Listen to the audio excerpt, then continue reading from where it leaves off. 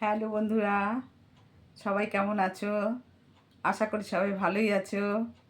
ঠান্ডাটা ভালোই পড়েছে, আরও পড়বে, মোটে শুরু। বৃষ্টি হলে তো আরও হবে ঠান্ডা। যাই হোক, যেই সময় যেটা সেটা হওয়া ভালো।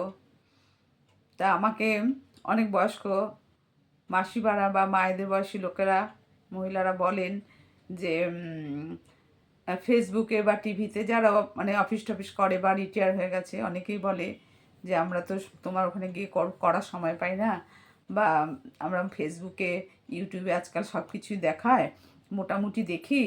তবে বেশিরভাগই দেখি যে অল্প বয়সী ছেলে মেয়েদের খুব লাফালাফি, হাত পা ছুঁড়ে করা, সেগুলো তো আমরা একটু বয়স হয়ে গেছে, আমাদের পক্ষে করা সম্ভব হয়ে ওঠে না। তাহলে যদি ওরম কিছু হয় বিছানায় শুয়ে, যেগুলো হালকাভাবে আমরা হাত পা নাড়িয়ে করতে পারি, যেহেতু আমাদের বয়স ভারী হয়ে গেছে, আমরা যদি বেশি লাফালাফি করতে যাই পারবোও না।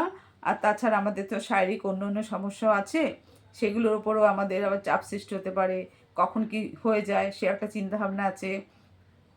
তাহলে এরকম কিছু হালকা যদি তুমি দেখাও তাহলে আমাদের খুব সুবিধা হয়।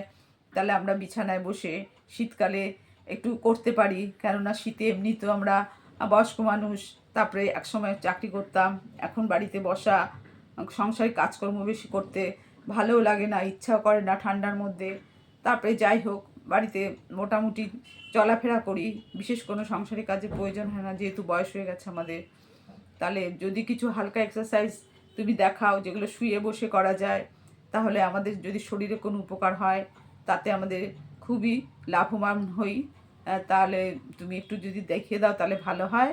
আর তোমার কাছে, যেহেতু আমি পাঁচতলায় থাকি, আমার কাছে আসতে চায়, আমার সঙ্গে ফোনে যোগাযোগ করে, আমার পরিচিত মানে আশেপাশেই সব পরিচিত যারা আমার আছে, বা যারা অল্প বয়সী ছেলেমেয়েরা করতে আসে তাদের ফ্যামিলি মেম্বাররা অনেকে কথা বলে আমার সঙ্গে যে তুমি যে চ্যানেলটা খুলেছো সেখানে যদি একটু হালকা শুয়ে বসে করা যায় সেরকম কিছু দেখাও, তাহলে আমরা ঘরে বসে করতে পারি।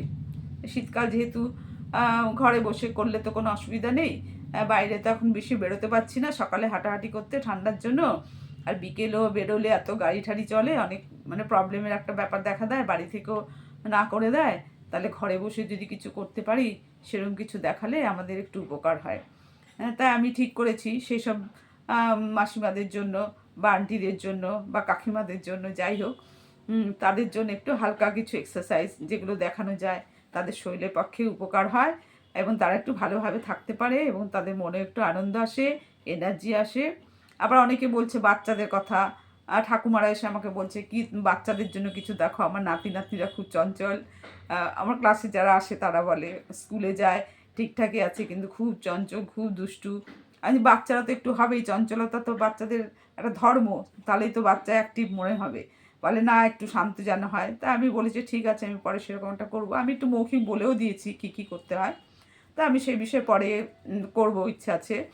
তা যাই হোক, এখন যেটা আমাকে রিসেন্ট দুদিন ফোন করলো যে তুমি একটু রিসেন্ট দেখাও শুয়ে বসে কী করা যায়, তাই আমি ভাবলাম আজকে সেরকমই একটু কিছু করি। তারপরে তাদের আমি বলে দিয়েছি যে ব্লিডিংটা আপনারা চালিয়ে যাবেন, যেটা ভস্ত্রিকা, অনুলোম বিলোম, এগুলো একটু চালিয়ে যাবেন বসে বসে। তারপরে হাত পা সূক্ষ্ম এক্সারসাইজগুলো দেখায় সেগুলোও বসে বসে করবেন। বসা শোয়ার যেগুলো আছে মোটামুটি হালকায় আমি দেখাতে চেষ্টা করি এখন, কেননা আম, এই চ্যানেলগুলোতে বা ফেসবুক বা ইউটিউবে যারা দেখায় সবাই বেশিরভাগ অল্প বয়সী ছেলে মেয়েদের ছোটাছুটি লাফালাফি, ওগুলো প্রথম থেকে করতে পারলে ভালো, একটা বয়সের পর সবাই তো সেগুলো করে উঠতে পারে না, কিন্তু সেই বয়সটাই তো শরীরে নানা রকম সমস্যার সৃষ্টি হয়। সেই সব সমস্যা থেকে নিজেদের একটু মুক্ত করার জন্য বা নিজেদের মনে যেন একটু শান্তি হয়, তাদের একটা মানসিক অবসাদ দেখা দেয় যে আমরা পারছি না কিছু, এত হাত পা ব্যথা হচ্ছে, কোমর ব্যথা হচ্ছে, হাঁটু ব্যথা হচ্ছে, কিন্তু ডাক্তারের ওষুধও খাচ্ছি, কত রকম ওষুধ আর খাবো, রোগের তো আর শেষ নেই, কিছু না কিছু রোগ থেকেই যায় সবার একটা বয়সের পর। সেই হিসাবে আমাকে মাঝে মাঝে ফোন করে, আর আমার কাছে আসতেও চায়, কিন্তু আমার এত ওপরে আমার ফ্ল্যাটে যেহেতু লিফট নেই আমি সেটা অ্যালাউ করি না। বাচ্চারা আমার কাছে আসে আর সকালে, সেটা বহু বছর ধরেই বাচ্চারা যে স্কুল গোয়িং বাচ্চা আছে, যাদের মানে সবসময় আসতে পারে না ছুটির দিন ছাড়া, তারা সানডে সকালে করে আসে, সেটা আমি ফ্রিতে আমার ঘরে করিয়ে দিই বাচ্চাদের কিছুক্ষণের জন্য। তাদের তো আজকাল তো বাচ্চাদের পড়াশোনারও চাপ আছে, যার জন্য তারা বেশি টাইম দিতে পারে না গার্জেনরা। আর সেই জন্য আমি বাড়িতে ফ্রিতে বাচ্চাদেরও করাই। অনেক বাচ্চাই আসে, অনেক বহু বছর ধরেই আসা যাওয়া করে। অনেকের সাইনাসের প্রবলেম, অনেকে শ্বাসের ব্লিডিং, অনেকে অ্যালার্জি, এরকম বিভিন্ন রকম বাচ্চা আসে। আধ ঘন্টার মধ্যে ওদের বেশিক্ষণ বসিয়ে রাখা যায় না, যেহেতু ওদের পড়াশোনার ব্যাপার আছে। অল্প কিছু রোজই প্র্যাকটিস করাই, মানে রোজ বলতে ওদের ছুটির দিনগুলো, সানডে বা এমনি কোনো হলিডে হলে ওরা এসে মানে আমার এখানে অ্যাটেন্ড করে। যাই হোক, তা আমি আজকে ভেবেছি যে আন্টিদের জন্য একটু হালকা কিছু দেখাবো, সেরকমই একটু দেখানোর চেষ্টা করছি।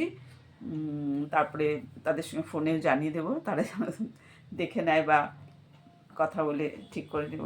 ঠিক আছে, আমি শুরু করছি। যেটাই শুরু করছি সেটা হচ্ছে, প্রথম হচ্ছে আমি সোজা বলে নিই আগে, নাহলে করাকালীন বেশি কথা বলা ঠিক না, মন দিয়েই করতে হয়। তা আমি এখন পুরো পিঠটা নিচে দিয়ে সোজা হয়ে শুয়ে যাব। শুয়ে প্রথমে আমি পায়ের কাজগুলো করব। পায়ের কাজগুলোর মধ্যে পাটা, যেহেতু অনেকের পা নার্ভের সমস্যা হয়ে যায়, পাটা স্ট্রেট করে ওপরে উঠিয়ে রাখতে পারে না বা অনেকক্ষণ ধরে রাখতে পারে না, তাই জন্য তাদের কিছু ব্যালেন্সের প্রয়োজন হয়, কিছু সাপোর্ট নিয়ে করলে তাদের সুবিধা হয়। বাড়ির লোক তো সবসময় পেরে ওঠে না করিয়ে দেওয়ার জন্য, আর বাইরেও পয়সা দিয়ে কত লোক দিয়ে করাবে, সে তারও একটা ব্যাপার আছে, সবাই পেরে ওঠে না। তার জন্য আমি কিছু সাপোর্ট নেব, যে সাপোর্টের মাধ্যমে তারা তাদের বডির ক্যাপাসিটি অনুযায়ী ধীরে ধীরে করতে পারে। সেরকম কিছু পায়ের এবং কোমরের, স্পাইনাল কর্ডের এরকম কিছু এক্সারসাইজ আমি এখন দেখাবো। প্রথমে আমি চিত হয়ে শুয়ে পড়ব, শুয়ে পড়ে একটার পর একটা পা আমি উঠিয়ে যাব। তার জন্য আমি কিছু বালিশ রাখবো, বালিশের ওপরে ধীরে ধীরে পাটা ওঠাবো। যদি ব্যালেন্স রাখা যায় তো ভালো, আর না রাখা গেলে আপনারা বালিশের ওপরে নামিয়ে দেবেন পাটা। এভাবে পাটাকে প্রথমে 30 ডিগ্রি করতে হয়, তারপরে 60 ডিগ্রি করতে হয়, তারপরে 90 ডিগ্রি করে একদম সোজা করে কিছুক্ষণ রাখার চেষ্টা করতে হয়। আর না পারলে সেটা ধীরে ধীরে নামিয়ে 60তে রেখে দেবেন, কিছুক্ষণ রেখে হোল্ড করতে হবে। আর সেটা যাদের পায়ে ব্যালেন্স আছে, নার্ভের কোনো সমস্যা নেই, তারা তো নিজের ইচ্ছায় ধরে রাখবেন, সেটা খুবই ভালো। আর যারা মনে করছেন যে না আমি রাখতে পারছি না, পাটা আমার কেঁপে যাচ্ছে বা পায়ে ব্যালেন্স পাচ্ছি না, তখন তারা বালিশ বা উঁচু জায়গায় রেখে করবেন, তাতেও উপকার হবে। কিছুক্ষণ রাখতে হবে, তারপরে ধীরে ধীরে আবার 90 ডিগ্রি করে উঁচুতে ওঠাবেন। এইভাবে 60-90 করে করুন। 30টা একটু ধরে রাখা সবার পক্ষে সম্ভব হয় না, যাদের পায়ের জোর কমে আসে, যাদের পা কাঁপে বা নার্ভের সমস্যা আছে, তাদের পক্ষে 30টা একটু ব্যালেন্সের ব্যাপার হয়ে যায়। 60 আর 90টা পুরো কোমর উঠে যায়, যাদের কোমরে ব্যথা নেই তাদের পক্ষে দুটোই আরামদায়ক। কোমরের যেমন আরামদায়ক, থাইয়ের আরামদায়ক, পা যেমন হাঁটুর পায়ের আঙুল সবসময় নিজের দিকে রাখতে হবে। পায়ের আজকাল সমস্যা, যেহেতু পায়ের আঙুলটা নিজের দিকে রাখতে হবে। তারপরে সবশেষে বা শুরুতে যেমন দেখাই আমি, পা ছড়িয়ে বসে সূক্ষ্ম এক্সারসাইজগুলো, লাইট এক্সারসাইজগুলো করে নিতে হবে। পাটা ছড়িয়ে বসে পায়ের আঙুলগুলো সামনে পেছনে হিলের ওপর চাপ দিয়ে গোল করে ঘোরানো। ঠিক আছে, আমি মোটামুটি যেটা আসল সেটা দেখিয়ে নিই। প্রথমেই তো যেটা দেখাই, সূক্ষ্মটা একটু করতে হবে।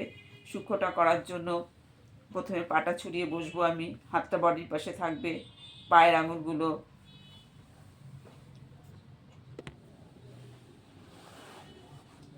পাটা ছড়িয়ে বসে, হাতগুলো বডির পাশে, পায়ের আঙুলগুলো সামনে পেছনে যাবে, তারপরে আঙুলগুলো আপ ডাউন করবে, এরকম আঙুলগুলো মুড়ে যাবে, তারপরে গোল করে ঘুরে আসবে।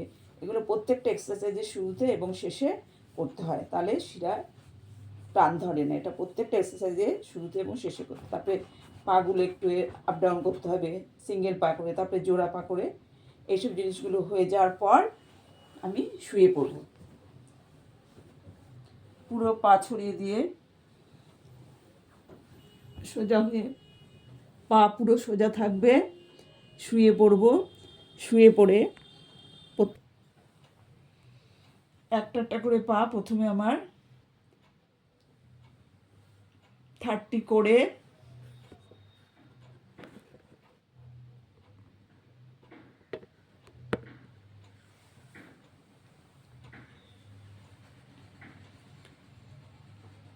প্রথমে 30 করে, 60 করে, একদম 90 করে ওপরে তুলে ধরতে হবে। পায়ের আঙুলগুলো আমার নিজের দিকে থাকবে, হাত বডির পাশে থাকবে। পায়ের আঙুল নিজের দিকে থাকবে, হাত বডির পাশে থাকবে। এরকম করে আমার 10 সেকেন্ড রাখতে হবে। 10 সেকেন্ড রাখা মানে 10 কাউন্ট করবো আমি। পুরো পা সোজা থাকবে। যদি না পারা যায় তাহলে পাটাকে সোজা করে ধরে নিতে হবে। 2 হাত দিয়ে পাটাকে সোজা করে ধরে নিতে হবে। 2 হাত দিয়ে পাটাকে সোজা করে ধরে টাইট করে রাখতে হবে, এখানে চাপ লাগে। যদি যারা পারে তো খুব ভালো, আর যারা না পারছে শ্বাসটা ছেড়ে ধীরে ধীরে পায়ের নিচে বালিশ থাকবে, উঁচু বালিশের ওপরে পা দিয়ে পাটাকে এরকম করে কিছুক্ষণ রেখে নেবে। প্রত্যেকটা পা 5বার করে করতে হবে। আবার ধীরে ধীরে তুলতে হবে। 30, 60, 90-তে পুরো ওপরে উঠে যাবে। পুরো উপরে যারা সোজা রাখতে পারছো তো ভালো, না হলে কেউ যদি পারে এরকম হাঁটুতে আর শেষে এই মাসেলে চাপ দিয়ে উঠিয়ে দেবে। আর না হলে নিজেকেই 2টো আঙুল লক করে সোজা করে রাখতে হবে। সোজা করে এরকমভাবে টাইট করে রাখতে হবে। আর 10 সেকেন্ড কাউন্ট করতে হবে। তাহলে নিচে কোমরেও চাপ লাগবে, হাঁটু আরাম হবে, পায়ের মাসেলও আরাম হবে। বয়স্কদের জন্য এগুলো খুব উপকারী। যাদের কোমরে ব্যথা, পায়ে হাঁটুতে ব্যথা, এগুলো শীতকালে খুবই উপকারী। যদি যারা রাখতে পারছো খুব ভালো, না রাখতে পারলে ধীরে ধীরে বালিশের ওপর পাটা আমার রেখে দিতে হবে। একদম নিচে গ্রাউন্ডে নামাবো না, নিচে না নামিয়ে আমার বালিশের ওপরে রাখলাম। বালিশের ওপরে রাখা মানে 30 রাখলাম। 30 রাখলাম, তারপরে এটা 60 হলো, তারপরে পুরো 90 হয়ে গেল। 90 হলো, 10 সেকেন্ড কাউন্ট করব। যদি না রাখতে পারো, বারবার একই কথা বলছি, ব্যালেন্স করে ধরে রাখবে। ব্যালেন্স করে ধরে রেখে আবার ধীরে ধীরে শ্বাস ছাড়তে ছাড়তে নামিয়ে দিতে হবে। 60, এই 30 এরকম করে করলে পায়ের আঙুলগুলো নিচের দিকে রাখতে হবে। একদম গ্রাউন্ডে নামালে কি হচ্ছে যে পায়ের ওপরে একটু চাপ পড়ে যায়, ব্যথা হয়ে যায়। যাদের পায়ের সমস্যা তাদের ব্যথা হয়ে যায়, যার জন্য একটু বালিশের ওপরে উঁচু করে রাখতে হবে। একটা পা হয়ে গেলে এক একটা পায়ে 5 থেকে 10 বার প্রথম প্রথম করতে হবে। তারপরে 25 বার, 50 বার, যার যত করবে তত ভালো, অসুবিধা না হলে। একটা পা হয়ে গেলে নেক্সট আরেকটা পাও করতে হবে। এরকম বালিশের ওপরে প্রথমে উঠিয়ে টান করে দেব। টান করে দিলে দেখা যাবে আমার নীড়ের ওপর একটা টান ধরছে, খুব আরাম হয় সেটাতে। যাদের সমস্যা আছে বা যাদের নেই, যাদের আছে তারা তো খুবই ফিল করতে পারবে, আর যাদের নেই তাদেরও হবে না। এই 30-তে এখানটা রাখলাম, 60-তে এখানে উঠালাম, 90-তে পুরো ওপরে উঠিয়ে দেবো। সোজা না হলে পুরো টান করে ধরতে হবে।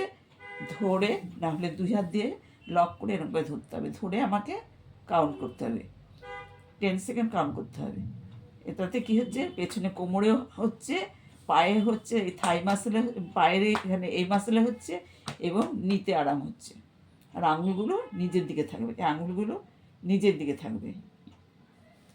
এরকম করে অল্টারনেট করে প্রত্যেকটা পা আমি প্রথমে 5 থেকে 10 বার, 10 বার, এটা 10 বার, এটা 10 বার, এরকম করে প্রথম প্রথম শুরু করব। তারপরে ধীরে ধীরে বাড়াতে হবে। তারপরে আর সিঙ্গেল পা হয়ে গেলে জোড়া পাও ঠিক একই রকম। জোড়া পায়ে অনেকের অসুবিধা হবে, যাদের সমস্যা আছে, যাদের বয়স বেশি, তাই জন্য একটু ধীরে ধীরে করতে হবে। এটা আমার যেটা রয়েছে এটা কিন্তু একদম গ্রাউন্ডে নেই, বালিশের ওপরে যেহেতু আছে, এটা হচ্ছে 30 ডিগ্রি। এটা হচ্ছে 30 ডিগ্রি। তারপরে 60 করে জোড়া পায়ে 90 করে নিতে হবে। জোড়া পায়ে 90 করে নিতে হবে। 90 করে নিয়ে লক করে ধরতে হবে। এটা বয়স্কদের জন্য খুবই উপকারী। আর যারা মোটামুটি একটু অফিস গোয়িং আছে, তাদেরও পায়ের সমস্যা হয়, আজকাল পায়ের সমস্যা, তাদের জন্য একটু জোরে জোরে পা নাড়াতে হবে। জোরে জোরে পা নাড়াতে হবে, আপ ডাউন করে। তারপরে এটা কখন করে নাড়াতে হবে, জোরে জোরে নাড়াতে হবে। বডি একদম পায়ের উপর চাপ দিয়ে এরকম করে জোরে জোরে করতে হবে। এটা খুব তাড়াতাড়ি। সামনে পেছনে থাই মাসেল ঝুলে যাবে, সামনে পেছনে এরকম করতে হবে। আবার ফাঁকা করে করতে হবে। এতে মেয়েদের ইউট্রাসের সমস্যা থাকলে সেটাও কমে যাবে, থাই মাসেল কমবে, হিলের সমস্যা কমবে, আঙুলের সমস্যা কমবে, কোমরের সমস্যা কমবে। পুরো এরকম করে 100 করতে হবে যাদের কোনো সমস্যা নেই। আর বয়স্কদের তো আগে বলেই দিলাম, বয়স্কদের 100 করে এটা করতে হবে, খুব স্পিডে করতে হবে। আর একটা কোমরের জন্য যেটা আছে সেটা আমি প্রায় দেখাই। আজকাল এগুলোর ওপরে খুব বেস করা হয়, কেননা এইসব সমস্যায় বেশি লোক ভুগছে, যার জন্য যাদের নেই তাদের খুবই ভালো, তাদের করলে আর হওয়ার সম্ভাবনাই নেই। যাদের হয়ে গেছে তাদের একটু রিমুভ থাকতে হবে, আরাম থাকতে হবে, না হলে অপারেশনের ব্যাপার একটা থেকেই যায়। ডাক্তারদের কাছে গেলেই অপারেশন ছাড়া তাদের আর কিছু কিছু মেডিসিন দিল, সে তো মেডিসিনের প্রচুর দাম, সে আর কি বলবো, থাকে সেসব কথা বাদ দিচ্ছি। তারপরে পাটা ভাঁজ করে রাখলাম, ভাঁজ করে রেখে যেটা খাওয়ার আগে করতে হয় খালি পেটে, সেটা হচ্ছে দুটো দুটো পা দুটো পা এরকম করে রেখে এরকম সাইডে চলে যাবে, এরকম সাইডে চলে যাবে, এরকম সাইডে চলে যাবে, খুবই আরাম। যারা পারবে তারা খুব তাড়াতাড়ি করবে, তাড়াতাড়ি করবে, খুব যারা পারবে খুব তাড়াতাড়ি করবে। এটা যাদের হিপ, ব্যাক সাইডে হিপ পোর্শনে মাসেল বেশি, সেই মাসেলও কমে যাবে। হিপে যাদের মাসেল বেশি তাদেরও কমে যাবে। আর কোমরের ওপর একটা চাপ পড়ছে, তাতেও খুব আরাম হবে। এরকম করে করবে। আর যারা বয়স্ক আছে তারা ধীরে ধীরে কাউন্ট করে করবে, 1 2 3, আবার 1 2 3, আবার 1 2 3। যারা বয়স্ক বেশি তারা পারছো না বলে তারা একটু ধীরে ধীরে করবে, তাদের চট করে করতে গেলে লেগে যাবে। আর যাদের বেশি সমস্যা নেই তারা খুব তাড়াতাড়ি করবে। এটার ওপরে যেমন ভালো ড্রেস পরতে হলে, এর আগের ভিডিওতে আমি করেছি জিন্স টিন্সের ব্যাপার, অনেকে বলছিল যাদের পেছনে হিপেরও ভারী খুব, তাদের জন্য এটা খুব উপকারী। খুব তাড়াতাড়ি তাড়াতাড়ি করে করতে হবে। তারপরে ধরে এটাকে আমার কোমরটাকেও আপ ডাউন করতে হবে, ধরে কোমরটাকে খুব আপ ডাউন করতে হবে, খুব স্পিডে আপ ডাউন করতে হবে। তাহলে কি হয়, কোমরে ব্যথা যেমন কমে, হিপ মাসেলে যাদের বেশি ফ্যাট আছে সেটাও ঝরে যায়। তারপরে বাঁ দিক দিয়ে কাঁথরে ধীরে ধীরে উঠে পড়তে হবে।